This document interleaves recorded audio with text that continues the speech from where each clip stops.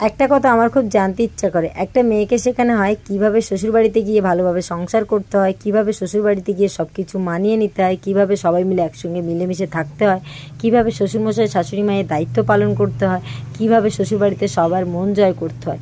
একটা মেয়েকে এত কিছু শেখানো হয়, কই একটা ছেলেকে তো শেখানো হয় না যে কিভাবে তার শ্বশুরবাড়িতে শ্বশুরমশাই বা শাশুড়ি মা বাড়ির মানুষের মন জয় করতে হয়, বা তাদের দায়িত্ব নিতে হয়, তাদেরকে ভালো রাখতে হয়, বা তাদের কর্তব্য দায়িত্ব মাঝে মাঝে ছেলেদেরকেও নিতে হয়।